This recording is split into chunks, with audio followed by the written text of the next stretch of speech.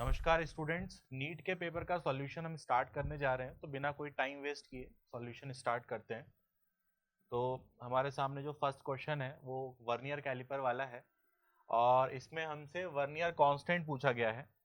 Vernier constant थोड़ा नया word लगता है कई बच्चों को। वर्नियर कांस्टेंट का मतलब एक्चुअली लीस्ट काउंट ही होता है। तो ये हमसे लीस्ट काउंट पूछ रहा है एंड लीस्ट काउंट का फॉर्मूला क्या होता है? One main scale division divided by total number of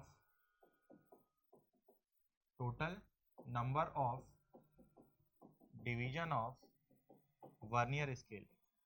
ठीक है, तो यहाँ पर जो वन मेन स्केल डिवीजन है कितना दिया हुआ है? 0.1 mm। ये total number of division of vernier scale में वो वाले लिखते हैं जो मैच हुए हैं। ठीक है, तो यहाँ पर देख सकते हो कितना मैच हुआ है। ये n+1 वाला मैच हुआ है।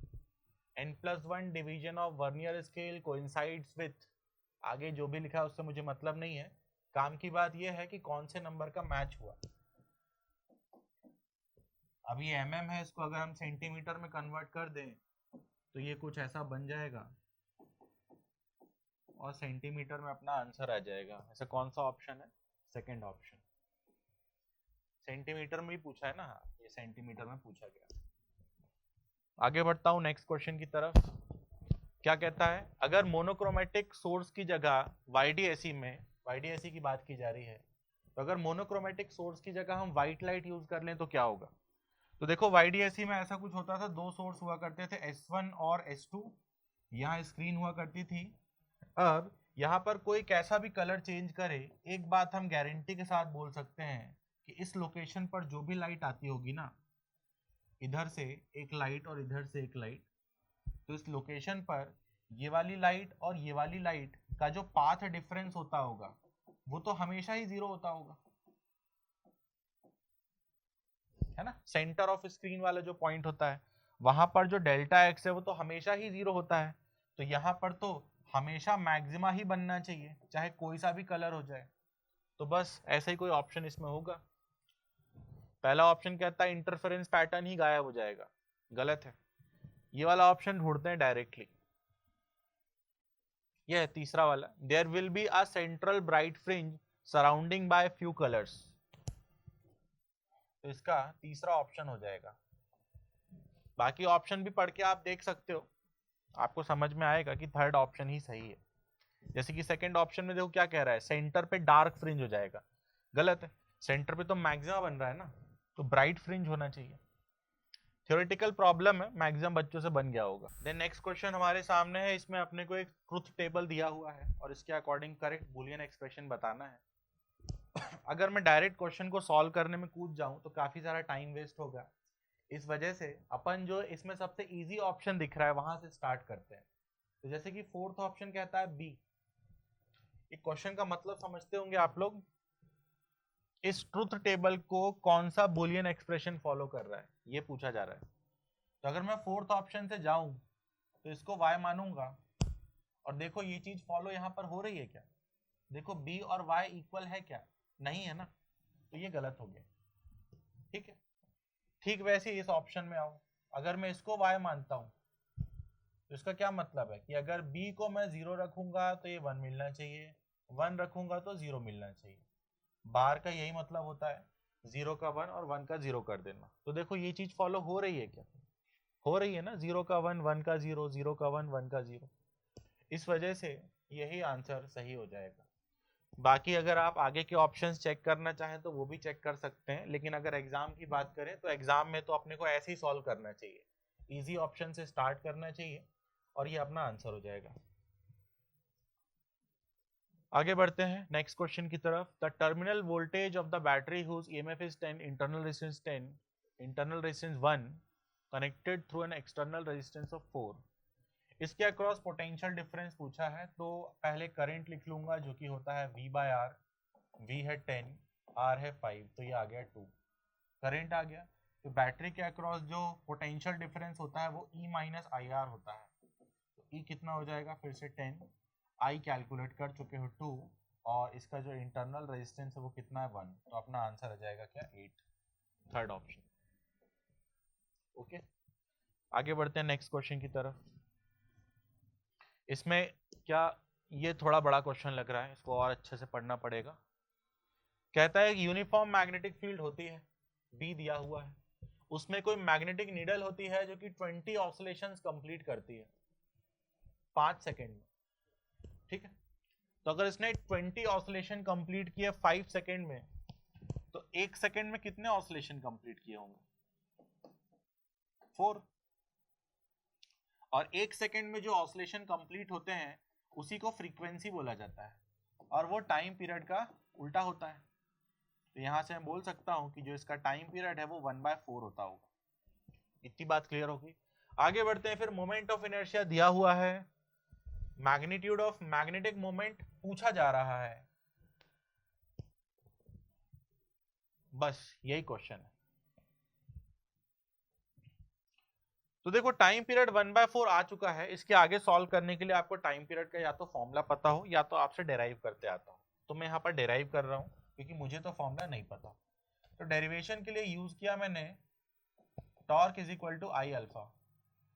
टॉर्क आप जानते हो एम बी साइन थीटा होता है, where M represents magnetic moment. तो यहां से आ जाएगा alpha is equal to M B by I into theta. Sine theta equal to theta हो जाता है जब थीटा बहुत छोटा होता है। तो यहाँ आई करंट नहीं है, हाँ मोमेंट ऑफ इनर्शिया है। इसी को याद करें, हम ओमेगा स्क्वायर बोला करते थे एसएचएम में, और टाइम पीरियड का फॉर्मूला 2 पाई बाय ओमेगा होता था। तो ओमेगा आ चुका है, 2 पाई बाय ओमेगा यूज करते हुए इसका फॉर्मूला मैं लिख सकता हूँ 2 pi square root I by M B. यहाँ से ओमेगा निकाल के यहाँ रख दिया, उस फॉर्मूले को मैंने यहाँ यूज कर लिया। दोनों तरफ स्क्वायर कर रहा हूँ तो बनेगा 1/64 pi square is equal to I by M B. I moment of inertia था, दिया हुआ है, रख देते हैं, जो कि है 9.8 इंटू 10⁻⁻6। मैग्नेटिक मोमेंट ये रहा, वो भी रख दिया मैंने, x into 10⁻⁻5। And magnetic field ये दिया हुआ है 0.0049 को मैं लिखने जा रहा हूँ 4.9 इंटू 10⁻⁻2।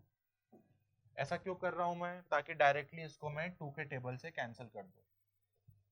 इसके आगे कैलकुलेशन है जिसमें आप लोग ऑलरेडी एक्सपर्ट हैं। अब मैं यहाँ सिर्फ अपने काम की बात ढूंढ रहा हूँ, वो यही है, ये 64 इंटू 2 128 होना चाहिए, एक पाई स्क्वायर आना चाहिए, ये वाला पाई स्क्वायर। बाकी 10 की पावर्स देख लेते हैं अपन, एक 10 बच जाएगा तो 1280 आएगा। तो ऐसा कौन सा ऑप्शन है? ऑप्शन 4। ये ऑप्शन थोड़े से यहाँ पर मिसप्रिंट हो गए हैं। बाकी जो बच्चे सॉल्यूशन देख रहे होंगे उनके पास ओरिजिनल पेपर तो होगा ही, उनने देखा होगा ये पाई 2 नहीं है, ये पाई स्क्वायर है ना। ये भी पाई स्क्वायर है, ये भी पाई स्क्वायर है, ये भी पाई स्क्वायर। और वैसी गड़बड़ यहाँ भी की गई है, ये मीटर के बाद 2 लिखा है, ये मीटर स्क्वायर है और ये मीटर स्क्वायर है। तो इतना तो बच्चा समझदार होता है, वो समझ जाता है ना। मैं नहीं भी बताता तो आप लोग समझ जाते हैं। तो आगे बढ़ रहा हूं मैं नेक्स्ट क्वेश्चन की तरफ। एक वायर है जिसकी लेंथ L है, रेजिस्टेंस 100 होता है, इसके 10 इक्वल पार्ट्स किए जाते हैं। तो हर एक पार्ट का क्या रेजिस्टेंस हो जाएगा? 10 ओम, है ना। टोटल 100 था, उसके 10 टुकड़े किए गए। फिर क्या कहता है? पहले के 5 सीरीज में यूज किए गए, तो जो ये सीरीज में यूज करूंगा मैं 5, तो उनका रेजिस्टेंस क्या हो जाएगा? 50। और बाकी के 5 पैरेलल में यूज किए गए, तो उनका रेजिस्टेंस क्या हो जाएगा? 10/5, है ना। सीरीज में 5 टाइम्स हो जाएगा और पैरेलल में 5 टाइम्स से डिवाइड हो जाएगा। सीरीज में बढ़ जाता है, पैरेलल में कम हो जाता है। फिर क्या कहता है? इन दोनों को फिर सीरीज में यूज कर लिया, तो आंसर क्या हो जाएगा इन दोनों को मिला करके? 52, सेकेंड ऑप्शन। आगे बढ़ता हूं। एक हॉरिजॉन्टल फोर्स लगाया गया है ब्लॉक ए पर, मास दिया हुआ है दोनों ब्लॉक्स का, फ्रिक्शन यहाँ पर नहीं है। तो पूछा है ब्लॉक ए ने ब्लॉक बी पर क्या फोर्स लगाया। तो पहले तो एक्सेलरेशन लिख लूंगा जो कि फोर्स अपॉन मास होता है। तो 4 से 10, मास है 5, टोटल मास लिखा है मैंने, तो एक्सेलरेशन आ गया 2। उसके बाद मैंने ब्लॉक बी का एफबीडी बना दिया और मान लिया कि ब्लॉक ए ने ब्लॉक बी पर नॉर्मल लगाया है, देन ब्लॉक बी पर यूज कर लिया मैंने force is equal to mass into acceleration, mass into acceleration. तो यहां से नॉर्मल की वैल्यू आ गई 6, यही पूछा गया था, तो तीसरा ऑप्शन हो जाएगा। Next question, a tightly wound 100 turns coil of radius, बाकी और भी कुछ लिखा हुआ है, हम काम की बात में आ रहे हैं कि हमसे पूछा क्या जा रहा है, हमसे मैग्नेटिक फील्ड पूछा जा रहा है इसके सेंटर पे, है ना। तो सेंटर पे मैग्नेटिक फील्ड का क्या फॉर्मूला होता है, mu not I bye 2r होता है एक टर्न की वजह से, और अगर ऐसे बहुत सारे टर्न्स होते हैं तो नंबर ऑफ टर्न से मल्टीप्लाई कर दिया जाता है। वैल्यू रखता हूँ, म्यू नॉट की वैल्यू है 4 पाई इंटू 10⁻⁻7, करंट दिया होगा 7 एम्पियर और नंबर ऑफ टर्न्स भी दिए होंगे 100, रेडियस भी दिया होगा, कहाँ गया रेडियस, 10 सेंटीमीटर, 10 सेंटीमीटर का मतलब होता है 10⁻⁻1 metre.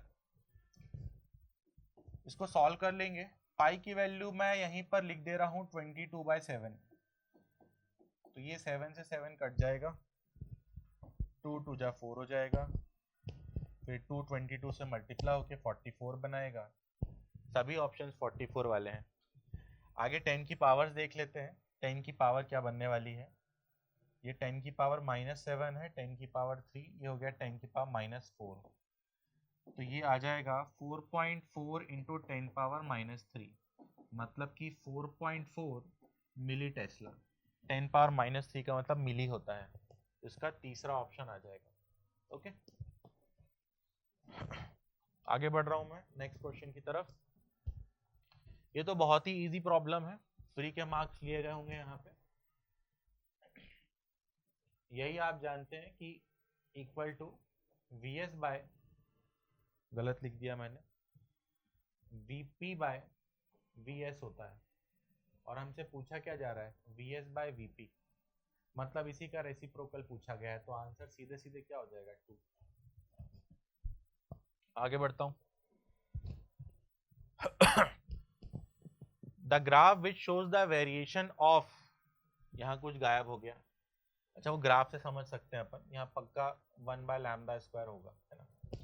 The graph which shows the variation of 1/λ² with its kinetic energy E, where lambda represents de Broglie wavelength of a free particle is. Simple है, डी ब्रॉगली वेवलेंथ का formula होता है h/mv, और क्योंकि ये लैम्डा स्क्वायर की बात कर रहा है तो मैं पहले ही स्क्वायर कर दे रहा हूं,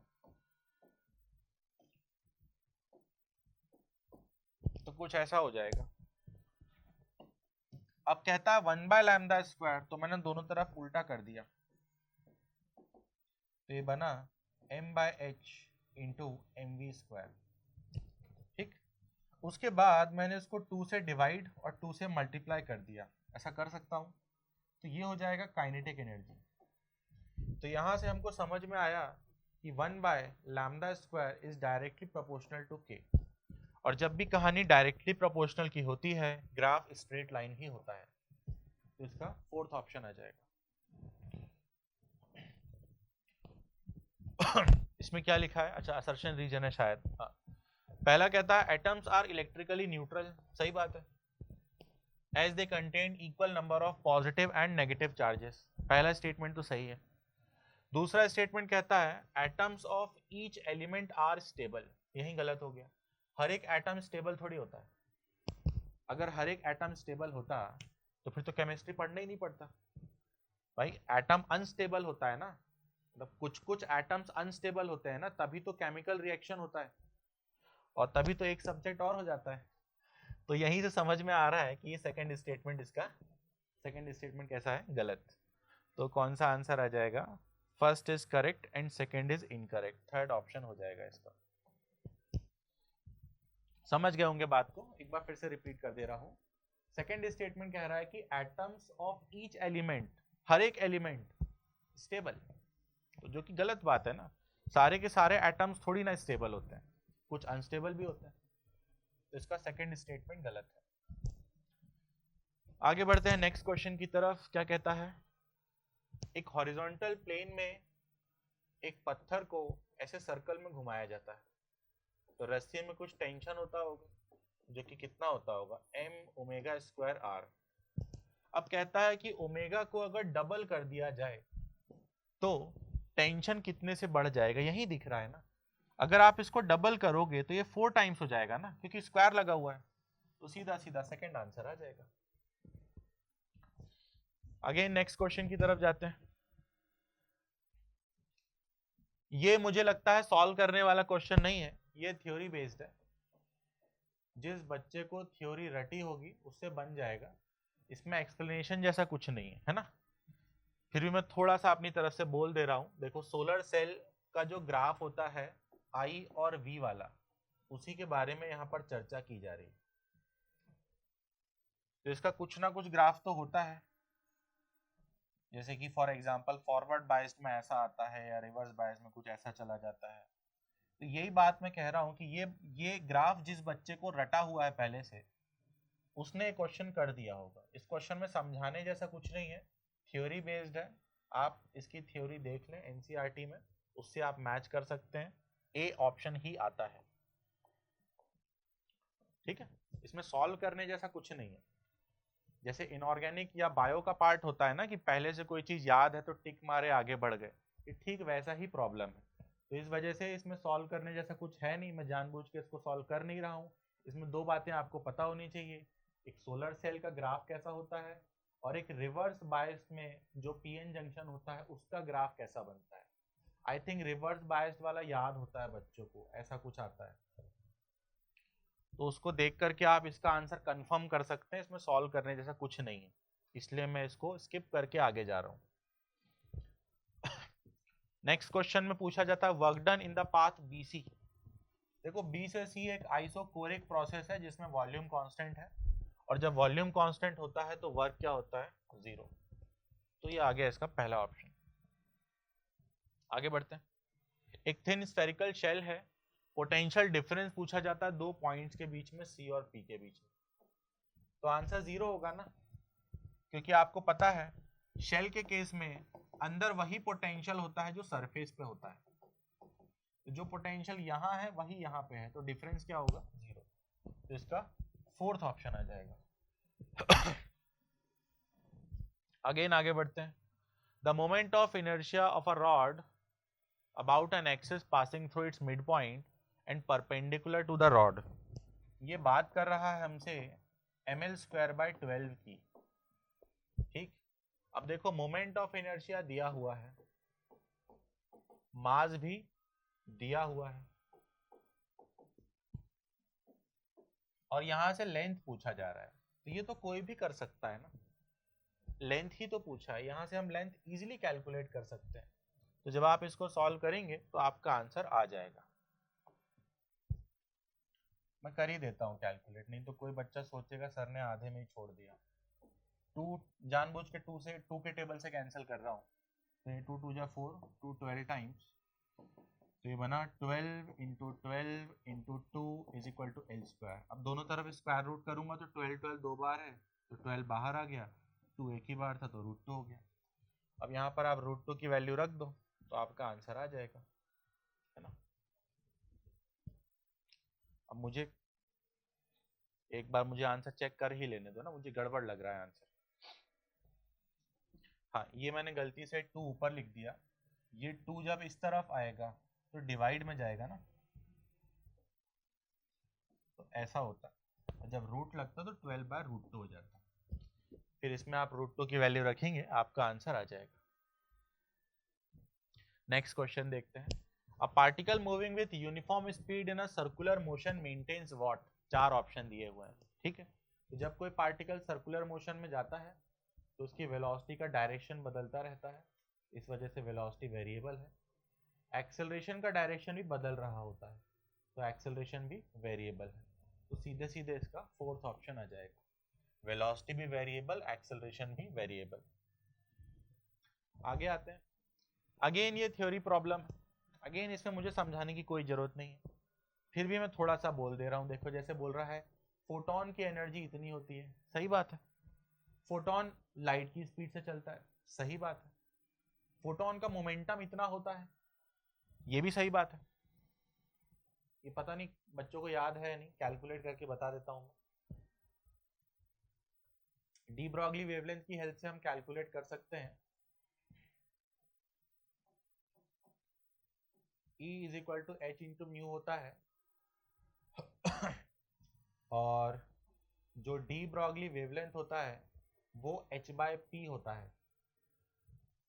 तो अगर मैं यहाँ से h की वैल्यू उठा के, नहीं h नहीं, क्या एलिमिनेट करना है यहाँ देख लो,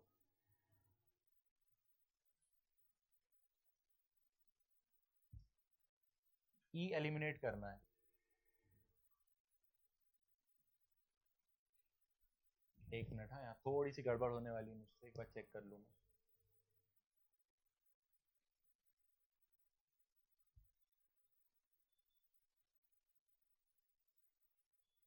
एक काम करते हैं ना, सॉल्व क्यों कर रहे हैं, इसका एलएचएस और आरएचएस चेक कर लेते हैं बस।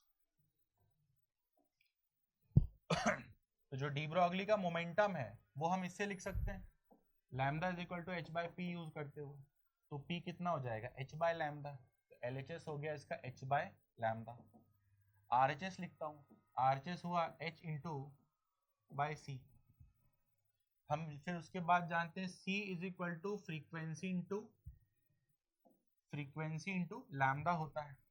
तो देख सकते हो इससे ये कैंसिल हो गया, इससे ये कैंसिल हो गया और इससे ये कैंसिल हो गया और 1 इक्वल टू 1 आ गया। इसका ये मतलब है कि ये इक्वेशन सही है, ठीक है।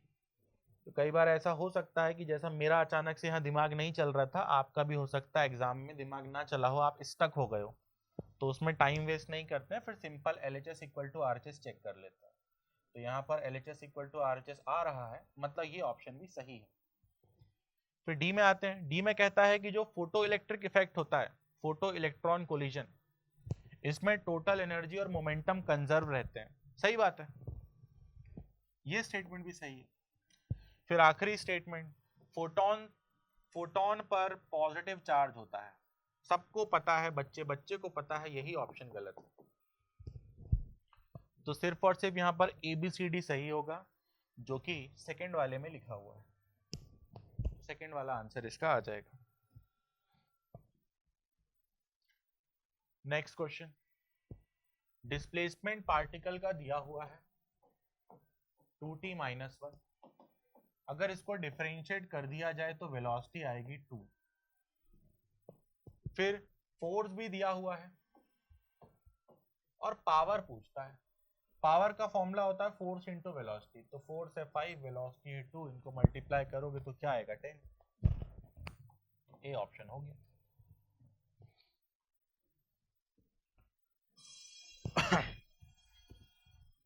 ये बड़ा मजेदार सवाल आया था, कई बच्चों ने मैसेज करके मुझसे पूछा कि सर ये वाला सॉल्व करके बताओ। तो मेरा स्टेटमेंट ये है कि इस क्वेश्चन को ना बिना सॉल्व किए भी सही आंसर टिक मार के आगे जा सकते थे, क्योंकि सब पूछा क्या गया है, देखो रिफ्रैक्टिव इंडेक्स, और जो रिफ्रैक्टिव इंडेक्स होता है ना वो 1 से ज्यादा होता है। तो बस आपको यही देखना था कि कौन सा ऑप्शन 1 से ज्यादा है, यही वाला ज्यादा है, क्योंकि √5 कितना होता है 2.236, तो यही चीज बस 1 से ज्यादा आएगी, बाकी सारे ऑप्शन 1 से कम हो जाएंगे। जैसे कि ये देखो कितना बनेगा 1.73/2, 1 से छोटा है, ये 1 से छोटा है, ये तो और छोटा होगा। तो ऐसे ना आप इस क्वेश्चन को बिना सॉल्व किए अपना टाइम सेव करते हुए इस सही ऑप्शन पे टिक मारते हुए आगे बढ़ सकते थे। तो ये तो हो गया इसका ऑल्टरनेटिव अप्रोच। अब इसको अगर सॉल्व करना है तो सॉल्व ऐसे कर सकते हो कि यहाँ से लाइट रे अगर ग्रेज करके जा रही है तो ये एंगल C होता है, तो ये वाला अपने आप क्या हो जाएगा, ये वाला हो जाएगा 90 - C, क्योंकि इन दोनों का सम ये वाला एंगल होता है, ये आपको पता होगा, है ना। R1 + R2 = A होता है, तो ये C है, ये 90 है, तो ये हो गया 90 - C। अब यहाँ पर आप स्नेल्स लॉ लगा लो, तो क्या लिखोगे 1 sin 30, 1 sin 30 का हाफ है यहाँ, is equal to mu times sine of 90 - C, ऐसा लिखोगे। इस जगह पर स्नेल्स लॉ लगाया है, तो ये बना 1/2 is equal to mu times cos C। अब इस cos C को मैं लिखने जा रहा हूँ mu times square root 1 minus sine square सी।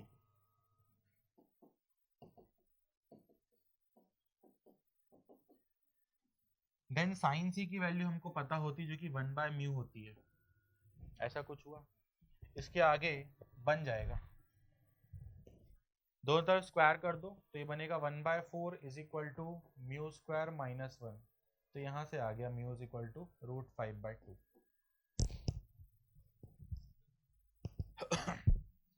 आगे बढ़ते हैं नेक्स्ट क्वेश्चन की तरफ। इसमें इक्विवेलेंट कैपेसिटेंस पूछा जा रहा है, ये तो और ही इजी है, व्हीटस्टोन ब्रिज है, ये गया 2 और 2 कितना हो गया 1, और फिर से 2 और 2 कितना हो गया 1, और फिर 1 और 1 क्या हो जाएगा 2। तो आंसर आ जाएगा 2 माइक्रोफैरेड, मतलब कि पहला ऑप्शन। नेक्स्ट क्वेश्चन कहता है कि सॉलिड एंगल का डायमेंशन किससे मैच करेगा। तो सॉलिड एंगल बता दूं कि ओमेगा से रिप्रेजेंट करते हैं, और ये होता है एरिया बाय आर स्क्वायर के इक्वल। जो भी होता है फॉर्मूले से हमको मतलब नहीं है, काम की बात यह है कि ये डायमेंशन लेस होता है। डायमेंशन लेस नहीं बोलते हैं इसको, एक काम करते हैं, नहीं सही बोल रहे हैं, डायमेंशन लेस होता है। मैं यूनिट लेस लिखने वाला था गलती से। तो सॉलिड एंगल का जो भी फॉर्मूला होता होगा उससे मतलब नहीं है, काम की बात यह है कि डायमेंशन लेस होता है। तो बस यही ढूंढना है आपको कौन से ऑप्शन में डायमेंशन लेस चीज लिखी हुई है। तो पहला ऑप्शन है। स्ट्रेन क्या होता है, स्ट्रेन होता है change in length bye original length, तो ये भी तो डायमेंशन लेस हुआ ना। एंगल, एंगल क्या होता है, एंगल होता है आर्क अपॉन रेडियस, ये भी कैसा हुआ डायमेंशन लेस। इसका सीधा सीधा पहला ऑप्शन हो जाएगा। इसमें सेकंड ऑप्शन दिया है क्या? एक बार फिर से क्वेश्चन पढ़ ले रहा हूं मैं, मुझे लग रहा है गलत दिया होगा शायद। The quantities which have same dimension as those of solid angle are। हाँ तो यहाँ आंसर 2 लिखा हुआ है, मुझे लगता है गलत है। ठीक, आंसर यही होगा फर्स्ट वाला। वो हो सकता है जो बंदा पीपीटी बना रहा हो उसने गड़बड़ कर दी हो, पहला ऑप्शन आएगा इसका।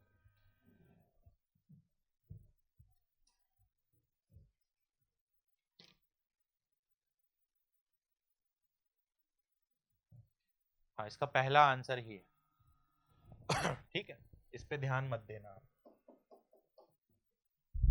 आगे बढ़ते हैं नेक्स्ट क्वेश्चन की तरफ।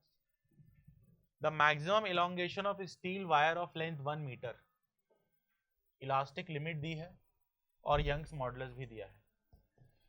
देखो stress is equal to Young's modulus into strain होता है, ये हमको पता है।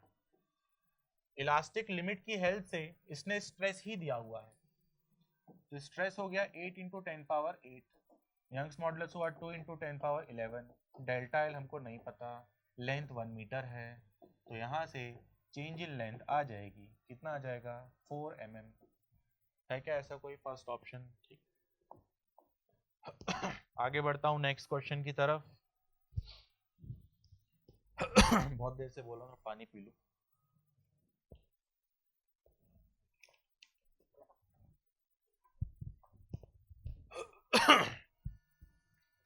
इस क्वेश्चन में बोला जाता है कि ये एक सोलेनॉइड है, दूसरा सोलेनॉइड है, और बीच में एक मैग्नेट ऐसे मूव करके जा रहा है, तो इनमें करेंट्स का क्या डायरेक्शन होगा। तो लेंज लॉ के अकॉर्डिंग जब इसका नॉर्थ यहाँ से दूर भागेगा, तो यहाँ जब इस मैग्नेट का नॉर्थ भागेगा, ये देखो नॉर्थ दूर जा रहा है, तो इस सोलेनॉइड का साउथ यहाँ और नॉर्थ यहाँ बनेगा, वैसे ही इस वाले का साउथ इधर और नॉर्थ इधर बनेगा। ठीक है,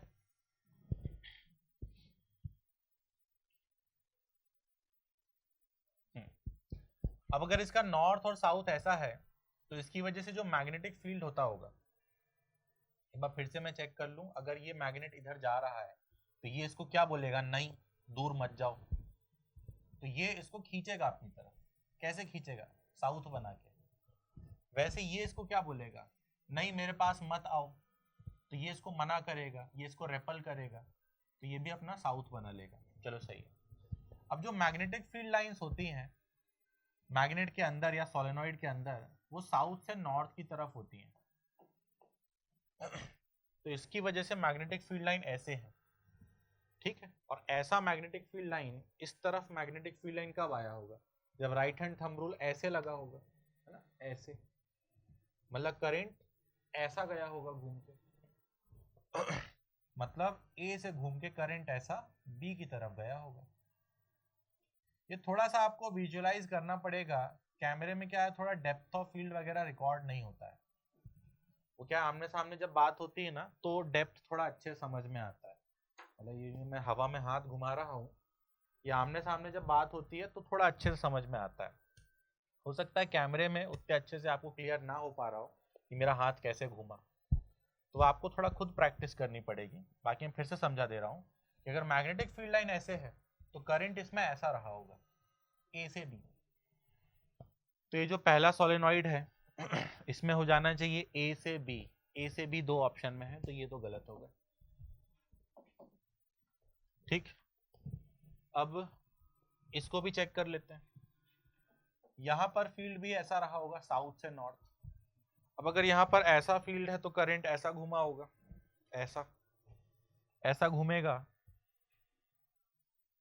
तो ये किधर से किधर आएगा, डी से सी आएगा, ऐसा घूम रहा है ना, पीछे से घूम के आ रहा है। ये देखो फिर से बता रहा हूँ, अगर इधर मैग्नेटिक फील्ड है तो राइट हैंड थंब रूल ऐसे लगाऊंगा तो करंट ऐसा पीछे से घूम के आ रहा है, मतलब डी से घूम के सी की तरफ आ रहा होगा, तो डी से सी जाएगा इसमें करंट ऐसा तो फर्स्ट ऑप्शन आ जाएगा। आगे बढ़ता हूं नेक्स्ट क्वेश्चन की तरफ। जी का फॉर्मूला gm/r² होता है।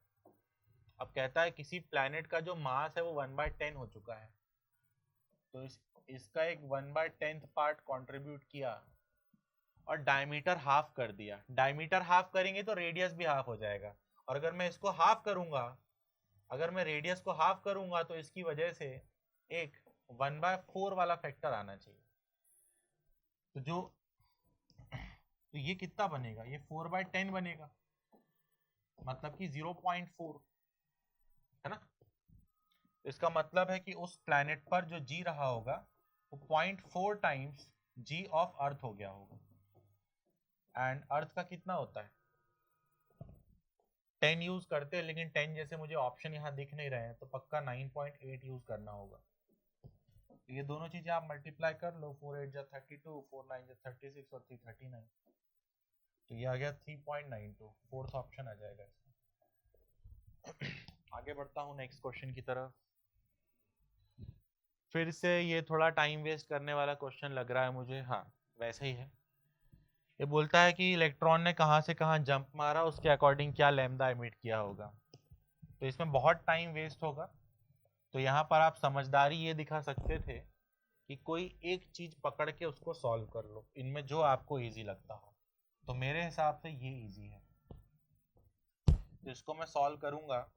मैं कहूंगा 4 से 2 जा रहा है, मतलब 13.6 इंटू 1/2 का स्क्वायर माइनस 1/4 का स्क्वायर, और यही गया होगा रेडिएशन के फॉर्म में, तो इसको मैं लिख सकता हूँ hc/लैम्डा, और यहाँ से लैम्डा आप कैलकुलेट कर लेंगे, आप सही ऑप्शन तक पहुंच जाएंगे। तो जो आप यहाँ से लैम्डा सॉल्व करेंगे तो कुछ ना कुछ आ जाएगा। मैंने एक बार सॉल्व करके चेक कर लिया है, घबराने की जरूरत नहीं है, इसका आंसर आ जाता है, बस मैं यहाँ पर कैलकुलेशन अवॉइड कर रहा हूँ। आगे बढ़ता हूँ नेक्स्ट क्वेश्चन में। कहता है ये भी थ्योरी वाला क्वेश्चन है। एक अनपोलराइज्ड लाइट जब रिफ्लेक्ट होती है ब्रूस्टर्स एंगल पे, तो जो उसकी रिफ्लेक्टेड लाइट होती है ये 100% पोलराइज्ड होती है, और जो रिफ्रैक्ट करके जाती है वो पार्शियली पोलराइज्ड होती है। तो बस आपको यही देखना है कि किस ऑप्शन में लिखा है, फोर्थ ऑप्शन। डायरेक्ट थ्योरी का क्वेश्चन उठा के पूछ लिया। यहाँ पर मैच द कॉलम है, ये भी आपको रटा होता है कि फेरोमैग्नेटिक का जो एक्स होता है, मैग्नेटिक ससेप्टिबिलिटी 1 से बहुत ज्यादा होता है, और पैरामैग्नेटिक का स्मॉल पॉजिटिव होता है। तो बस ये दो आप मैच कर लो। बी का थर्ड एंड सी का फोर्थ कहाँ लिखा है ये आप देख लो। बी का थर्ड एंड सी का फोर्थ पहले वाले में लिखा है, तो पहला वाला आंसर हो जाना चाहिए। आगे बढ़ता हूं। कहता है दो ऑब्जेक्ट होते हैं, दोनों का मास सेम होता है, इनका कोलिजन हो जाता है, V1 से आ रहा था, और जो कोलिजन है वो कंप्लीटली इनइलास्टिक है। तो कंप्लीटली इनइलास्टिक में क्या होता है, ये साथ में चलते हैं, किस वेलोसिटी चलते हैं, v मान ले रहा हूं, और मोमेंटम कंजर्वेशन लगा दूंगा। तो इनिशियल मोमेंटम हुआ mv1, फाइनल मोमेंटम हो जाएगा 2mv। इसको इन्होंने v2 कहा है क्वेश्चन वालों ने, तो यहाँ से जो v1/v2 है उसकी वैल्यू 2 आ जा रही है, तो सेकेंड ऑप्शन आ जाएगा। देन आगे बढ़ते हैं नेक्स्ट क्वेश्चन की तरफ। इसमें बोला जाता है कि फाइनल जो प्रोडक्ट बनेगा उसका mass number and atomic number क्या होगा। तो देखो सबसे पहले अल्फा पार्टिकल गया है,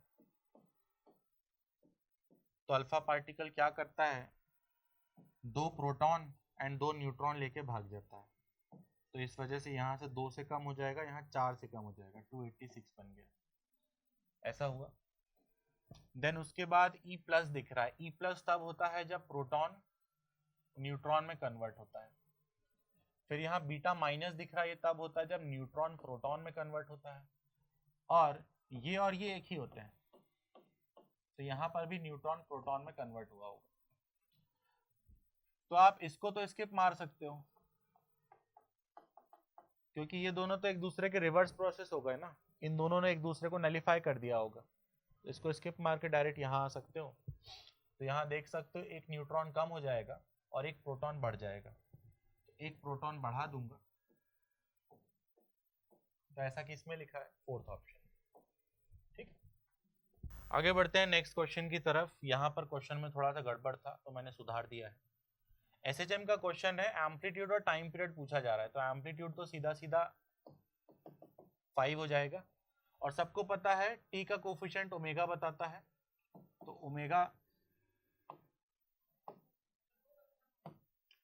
ओमेगा यहाँ पर पाई हो जाना चाहिए, एंड टाइम पीरियड होता है 2π/ओमेगा, तो ओमेगा रख दूंगा तो टाइम पीरियड 2 आ जाएगा, तो इसका ये आंसर आ जाएगा सेकंड वाला। नेक्स्ट क्वेश्चन फिर कहता है एक डिस्क है जो कि वाटर सरफेस के ऊपर रखी हुई है, अब इसको अगर ऊपर खींचना है तो कितना फोर्स लगाना पड़ेगा। तो सिंपल है, फोर्स होता है surface tension multiplied by length of contact. Surface tension दिया हुआ है, ये रहा 7/100 इंटू 2 इंटू पाई हो जाएगा 22/7, और रेडियस कितना हो जाएगा, रेडियस है 4.5 मतलब कि 9/2। अगेन इसको सॉल्व करेंगे, 7 से 7 गया, 2 से 2 गया, तो ये आ गया 1.98। ओके, अब यहाँ पर थोड़ा यूनिट सुधारना पड़ेगा मुझे, ये सेंटीमीटर में था, है ना, ये सेंटीमीटर में था, तो 10⁻⁻² और लगाना चाहिए, तो यह आया 1.98 इंटू 10⁻²। ऐसा किस ऑप्शन में लिखा है, ए ऑप्शन में, है ना, इसको कन्वर्ट करोगे तो यही आएगा। नेक्स्ट क्वेश्चन पूछता है कि कौन सा लॉजिक गेट है। तो ऐसे प्रॉब्लम्स को ऑप्शन एलिमिनेशन से ही सॉल्व किया जाता है। एक बार यहाँ से 1 और 0 भेज के देख लो, तो यहाँ से 1 और 1 जाता, फिर ये 1 और 1 यहाँ से निकल के क्या हो जाता, 0। वैसे यहाँ पर 0 और 0 जाता, तो वो यहाँ से निकल के क्या हो जाता, 1। फिर ये 0 और 1 यहाँ आता, और यहाँ से निकल के फिर क्या हो जाता, 0। तो 1 0 पे 0 मिला, ये 1 0 पे जो 0 है ऐसी हरकतें एंड गेट ही करता है, शायद फोर्थ ही होता होगा। एक और चेक कर सकते हो, ऐसे प्रॉब्लम्स ऑप्शन एलिमिनेशन से ही किए जाते हैं। एक बार क्या काम करते हैं अपन, 1 और 1 भेज के देख लेते हैं, तो 1 और 1 भेजता, तो फिर से यहाँ तक तो ये 0 हो जाता, ये यहाँ भी 1 और 1 होता, फिर 1 और 1 यहाँ पे 0 बन जाता, फिर 0 0 यहाँ पर आते आते फिर से 1 हो जाता, यहाँ फिर से 1 हो जाता। तो देखो 1 0 पे 0 मिला था, 1 1 पे 1 मिला, ऐसी हरकतें कौन करता है, एंड गेट करता है, इस वजह से इसका यही आंसर हो जाएगा।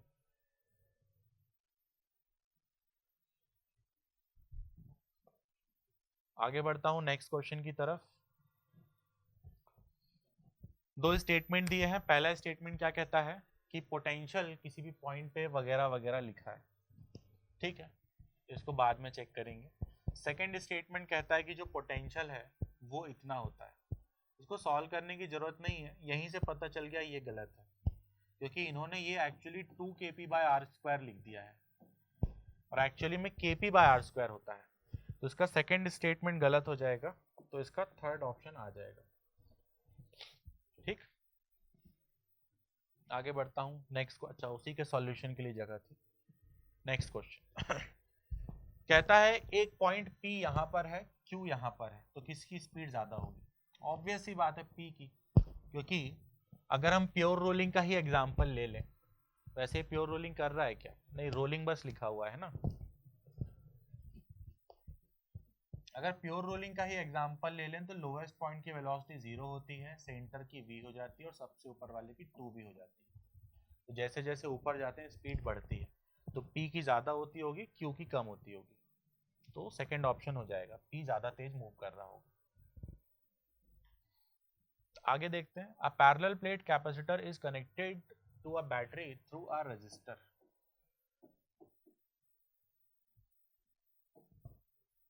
अब कहता है गैप के बीच में क्या हो रहा है। तो आप लोगों को पढ़ाया गया था कि गैप के बीच में डिस्प्लेसमेंट करंट माना जाता है, और जब क्वेश्चन इसके बारे में बहुत ज्यादा इंफॉर्मेशन नहीं देता है तो इसी को ये सिंपल वाले करंट या फिर कंडक्शन करंट के इक्वल मान लेते हैं। तो ऐसा बस ये देख लो किस ऑप्शन में लिखा है, सेकंड वाले में ही लिखा है कि गैप के बीच में डिस्प्लेसमेंट करंट होता होगा और उसका मैग्नीट्यूड आई जितना ही होता होगा और डायरेक्शन भी सेम होता होगा। तो ये भी डायरेक्ट थ्योरी वाला प्रॉब्लम था जिसको सॉल्व करने की कोई जरूरत नहीं थी। फिर नेक्स्ट क्वेश्चन, ये भी थ्योरी वाला प्रॉब्लम है। सीधे अब मैं इसमें गलत ऑप्शन में आ रहा हूं, ठीक है, रॉन्ग ऑप्शन ही पूछा गया है। तो कहता है कि जो इलेक्ट्रोमैग्नेटिक वेव होती है they originate from charges moving with uniform speed. तो यही गलत हो गया है ना। जब कोई चार्ज पार्टिकल एक्सेलरेट करता है तब वो ईएम वेव जनरेट करता है ना। जब कोई पार्टिकल एक्सेलरेट करता है तब वो ईएम वेव जनरेट करता है। इस वजह से फोर्थ वाला गलत हो जाएगा, और क्योंकि गलत ही पूछा है इसलिए वही हमारा आंसर होगा। फिर कहता है कि स्मॉल टेलीस्कोप है जिसका ऑब्जेक्टिव फोकल लेंथ मतलब एफओ दिया हुआ है, एंड आईपीस का फोकल लेंथ भी दिया हुआ है एफई। मैग्नीफाइंग पावर पूछ रहा है, तो फॉर्मूला होता है ना इसका FO/FE, मतलब इनका रेशो पूछ रहा है, इसको डिवाइड कर दो बस 28 आ जाएगा, है ना।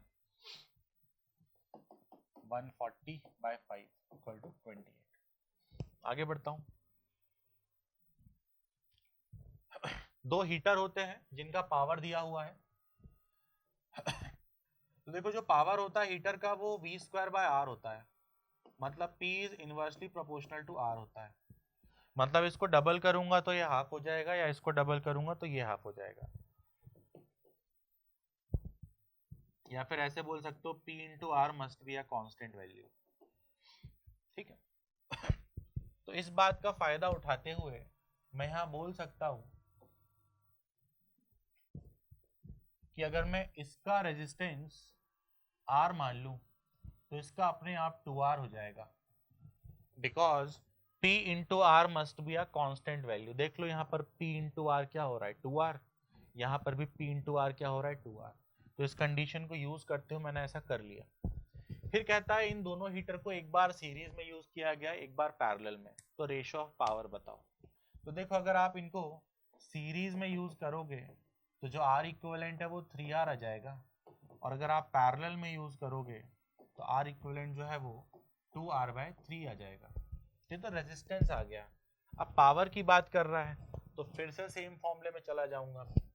मैं कहूंगा कि P1/P2 या P series by P parallel is equal to V² series का क्या लिखूंगा 3R, और पैरेलल में फिर V² पैरेलल का क्या लिखूंगा 2R/3, है ना। तो ये सॉल्व करके अपना आंसर आ जाएगा 9/2 या फिर 2/9 वाला। तो तो एक ही ऑप्शन है ऐसा 2/9 वाला, तो ये आंसर हो जाएगा। नेक्स्ट क्वेश्चन में टेम्परेचर वर्सेस वॉल्यूम का ग्राफ दिया हुआ है और पूछा जा रहा है कौन सा प्रेशर ज्यादा है। तो temperature is equal to V into P by N R लिख सकते हैं, और इसको हम y is equal to m into X की दृष्टि से देख सकते हैं। तो ये स्लोप हो जाएगा, मतलब जिधर स्लोप ज्यादा होगा उधर P बाय एन आर ज्यादा होगा, मतलब जहाँ स्लोप ज्यादा होगा वहाँ प्रेशर ज्यादा होगा। तो सबसे ज्यादा स्लोप इसका है, फिर इसका, फिर इसका, तो ये आंसर आ जाएगा। सबसे ज्यादा P1 होता होगा, फिर P2, फिर P3।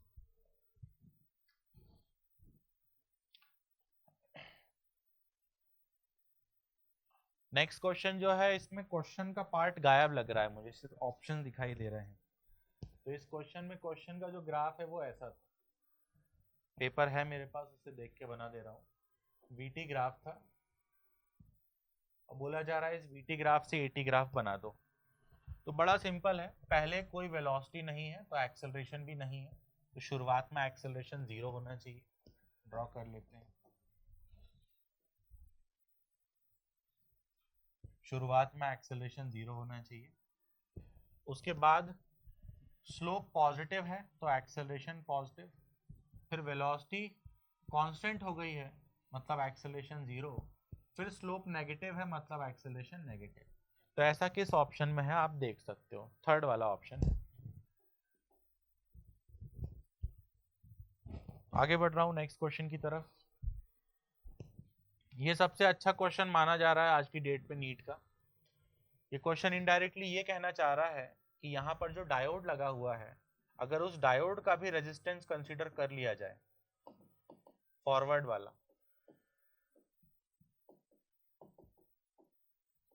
अगर फॉरवर्ड बायस मानते हुए इसका रेजिस्टेंस भी कंसीडर कर लिया जाए, तो किस वाले ऑप्शन में इस ब्रांच का रेजिस्टेंस 15 हो सकता है, क्योंकि तभी तो ये बैलेंस बनेगा। बैलेंस में क्या होता है, this by this equal to this by this होता है, तो 10/10 हुआ 1, तो यहाँ पर भी 15/15 होना चाहिए, तभी 1 होगा। ठीक है, तो बस आपको यही देखना है चारों ऑप्शन। तो सबसे पहले ये देखो कौन सा वाला फॉरवर्ड बायस्ड है। एक ये फॉरवर्ड बायस्ड है और एक ये वाला फॉरवर्ड बायस्ड है। ये रिवर्स बायस्ड है, ये भी रिवर्स बायस्ड है, तो ये दोनों गलत हो गए। फिर सोच के देखो 15 किस में पॉसिबल है, इसी में है ना पॉसिबल। अगर इस डायोड का रेजिस्टेंस किसी तरीके से 10 हो जाए और ये 5 दिया हुआ है, तो 10 + 5 15, सिर्फ एक मिनट, गलत ऑप्शन समझा दिया ना मैंने, इस पे तो क्रॉस लगा रखा है ना, माफ करना, मुझे इस पे आना चाहिए। मुझे फिर से बोलता हूं मैं कि देखो, पहली बात तो फॉरवर्ड बायस्ड होना चाहिए, तो ये दोनों तो रिवर्स बायस्ड हो गए, तो ये दोनों तो ऐसे ही गलत हो गए, बचे ये दोनों, ठीक है, फॉरवर्ड बायस्ड वाले। अब इसमें बस आपको ये देखना है कि किसमें 15 हो सकता है, तो इसमें पॉसिबिलिटी 15 होने की। अगर डायोड का रेजिस्टेंस 10 हो जाए, ठीक है, तो इसी यहाँ पर 15 की पॉसिबिलिटी है, इस वजह से ये आंसर सही माना जाएगा। ठीक है, यहाँ नहीं हो सकता, यहाँ पॉसिबल ही नहीं है, क्योंकि यहाँ डायोड का रेजिस्टेंस कुछ भी हो जाए, इसका जो भी रेजिस्टेंस आएगा ना वो 5 से ही छोटा होगा, है ना। पता नहीं बात आपको पता है या नहीं, R1 R2 bye R1 + R2 parallel वाला जो फॉर्मूला होता है, ये हमेशा R1 से छोटा होता है और R2 से भी छोटा होता है। तो ठीक वैसे यहाँ पर जो भी आएगा ना वो 5 से छोटा ही होगा, तो ये ऑप्शन हो ही नहीं सकता, तो इसको भी अपन ने गलत बोल दिया, बचा यही ऑप्शन, यही आएगा। फिर आगे बढ़ते हैं, time period of simple pendulum की बात की जा रही है, 2π√L/g होता है। कहता है मास को 3 टाइम्स कर दिया, तो मास से तो कोई फर्क पड़ता ही नहीं है।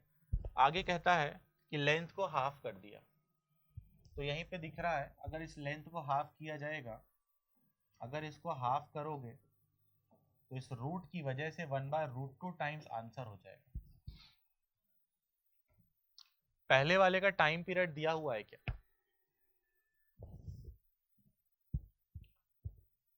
अच्छा, तो आंसर ही आ गया ना अपना, 1/√2 टाइम्स हो रहा है। अब इसमें पूछा क्या है, then the new time period of small oscillation, original time period का कितना टाइम्स है, ये 1/√2 आ रहा है अपना आंसर, है ना। Then the new time period of oscillation is times the original time period, then the value of x is। देखो अपना आंसर आता है 1/√2, ठीक है। सही ऑप्शन यहाँ पर 1/√2 होना चाहिए था। अब क्योंकि 1/√2 है नहीं तो बच्चा मजबूरी में यही टिक करेगा। या हो सकता है यहाँ लैंग्वेज थोड़ी आगे पीछे हो गई है, ठीक है।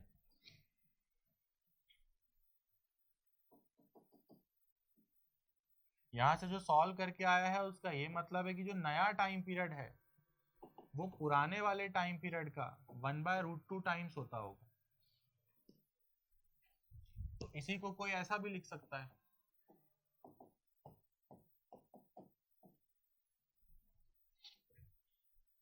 अब क्योंकि 1/√2 वाला ऑप्शन है नहीं तो मजबूरी में इसी पे टिक मारेंगे, √2 वाले पे।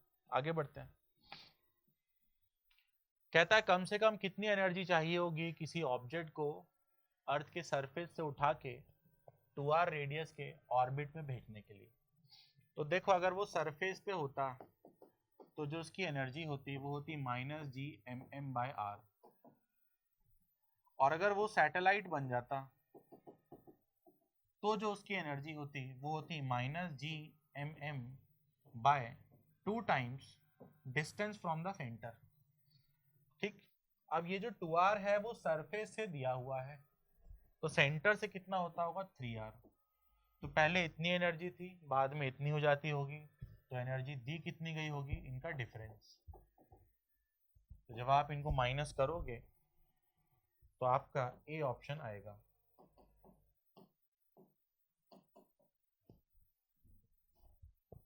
आगे बढ़ता हूं नेक्स्ट क्वेश्चन की तरफ। नेक्स्ट क्वेश्चन में बोला जाता है एक शीट को प्लेस किया जाता है on a horizontal surface in front of a strong magnetic pole. कहता मैग्नेट के सामने एक शीट को रख दिया, तो सीधी सी बात है कि अगर ये मैग्नेटिक हुई तो ये इसको अट्रैक्ट करेगा। तो अगर कोई इसको होल्ड करके रखना चाहता है इसी जगह पे तो उसको फोर्स लगाना पड़ेगा। तो ए सही हो गया, है ना। नॉन मैग्नेट हुआ तो होल्ड करने की जरूरत ही नहीं पड़ेगी, इसलिए ये गलत हो गया। तीसरे में आते हैं, मूव द शीट अवे। भाई जब होल्ड करने के लिए फोर्स लगाना पड़ रहा है तो मूव करने के लिए भी फोर्स लगाना ही पड़ेगा, तो ये भी सही हो गया। And non magnetic non conducting में नहीं लगाना पड़ेगा, तो सीधा सीधा ए और सी आंसर आ जाएगा। ये भी थियोरेटिकल ही था पूरा। इसमें मैक्सिमम करंट पूछा जा रहा है, जो कि होता है V0/XC। ये V0 नहीं दिया हुआ है, ये VRMS दिया हुआ है ना। तो यहाँ से V0 आ जाएगा 210√2 और XC क्या होता है 1/ωc, एंड ओमेगा कितना होता है 2πf। अब देखो कैपेसिटेंस भी दिया हुआ है आपको और फ्रीक्वेंसी भी आपको दी हुई, तो आप इसमें वैल्यू रख के सही आंसर तक पहुंच सकते हो। सॉल्व करके मैंने चेक कर रखा है, आंसर आ जाता है। Next question.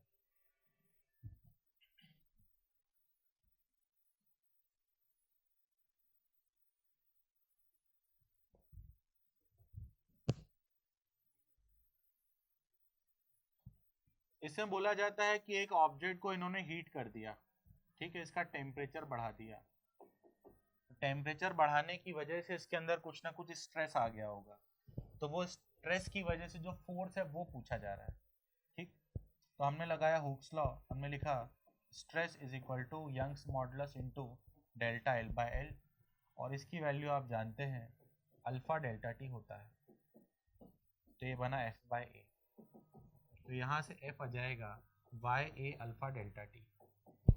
आई थिंक सब कुछ दिया हुआ है, देखो यंग्स मॉडुलस दिया हुआ है, एरिया भी दिया हुआ है, अल्फा चाहिए होगा, ये है अल्फा।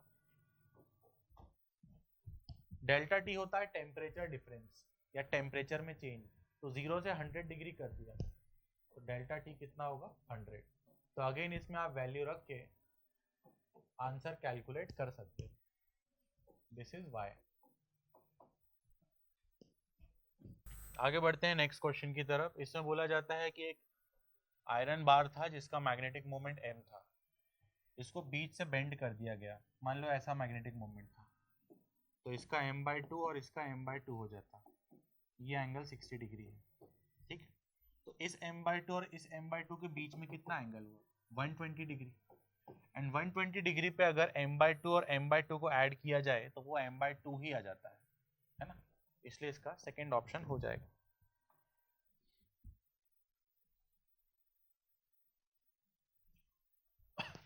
कहता है कि अगर पैरेलल प्लेट कैपेसिटर को एक बैटरी से कनेक्ट किया जाए और इसकी प्लेट्स को क्लोज लाया जाए तो क्या होगा।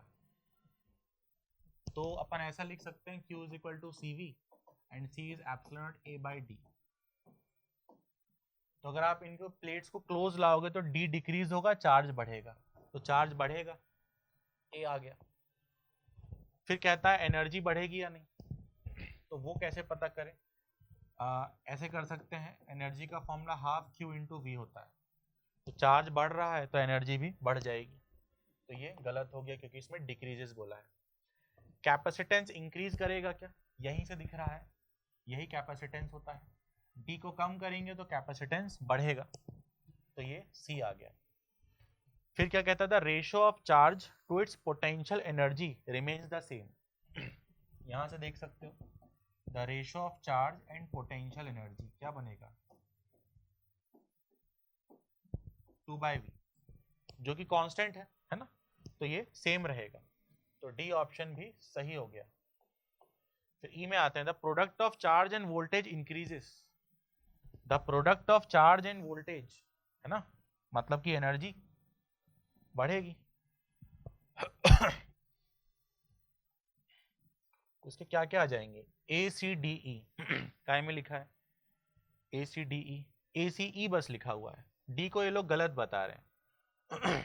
एक बार फिर से देख लेते हैं, क्या कहता है, the ratio of charge to its potential energy remains the same. यार डी भी सही हुआ ना इसका, तो अब ऐसा कोई ऑप्शन ही नहीं है। अच्छा, इन्होंने इसी वजह से ये भी लिखा है, then choose the most appropriate answer, ठीक है, तो सबसे अप्रोप्रिएट आंसर देख लो। एक काम करो, गलत कौन सा है, बी गलत है ना, तो जहां जहां बी आपको दिख रहा है उस पर तो टिक नहीं मारना है, तो ये गलत, ये गलत, ये गलत, ठीक है, मोस्ट अप्रोप्रिएट यही बचा। बाकी यहाँ इनको डी भी लिखना चाहिए था, the ratio of charge to its potential energy. अच्छा, मैं ही गलत पढ़ रहा हूँ है ना, मैं ही गलत पढ़ रहा हूँ, मैं जल्दी जल्दी में पोटेंशियल एनर्जी पढ़ ले रहा हूँ, ये पोटेंशियल है। तो ये क्या पूछ रहा है हमसे, the ratio of charge and potential remains the same. तो देखो Q तो बढ़ रहा है ना, तो ये भी बढ़ता ही होगा, तो इस वजह से डी भी गलत हो जाएगा, है ना। चार्ज बढ़ रहा है तो Q/V भी बढ़ेगा, सेम नहीं रह पाएगा, तो डी गलत होगा, है ना। तो आंसर इसका हो जाएगा ACE, सेकेंड ऑप्शन। आगे बढ़ते हैं, लास्ट क्वेश्चन फाइनली। फोर्स दिया हुआ है यहाँ, फिर मुझे गड़बड़ लग रही है, पक्का अल्फा टी स्क्वायर होता होगा। कहता है कौन सी चीज डायमेंशन लेस है, तो देखो F is equal to alpha T square plus beta T है, ये फोर्स है, तो ये भी फोर्स होता होगा, ये भी फोर्स होता होगा, तो अगर मैं फोर्स बाय फोर्स कर दूं तो डायमेंशनलेस चीज हाथ आनी चाहिए, तो ये डायमेंशनलेस होता होगा, अल्फा टी बाय बीटा, जो कि सेकंड ऑप्शन है। इसी के साथ डिस्कशन खत्म होता है।